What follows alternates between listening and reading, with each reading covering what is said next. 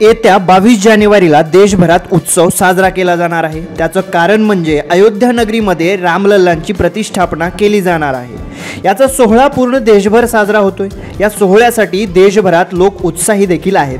त्याचप्रमाणे वेगवेगळ्या कार्यक्रमांचं आयोजन त्या दिवशी देशभरामध्ये केलं जाणार आहे।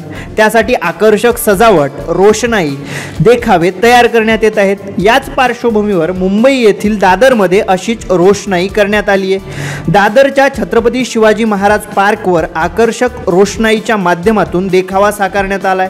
यामध्ये विद्युत रोषणाईच्या माध्यमातून राम मंदिर, प्रभू श्रीराम आणि भक्त हनुमान यांचं चित्र साकारण्यात आलंय। हे रोषणाईचं आकर्षक दृश्य पाहताच डोळ्यांना भावेल असं चित्र आहे।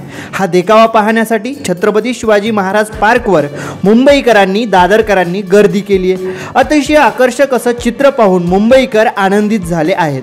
45 फुटाची ही राम मंदिराची प्रतिकृती येथे साकारण्यात आली आहे। या रोषणाईच्या देखाव्याचं उद्घाटन भाजप नेते आशिष शेलार यांच्या हस्ते करण्यात आलंय।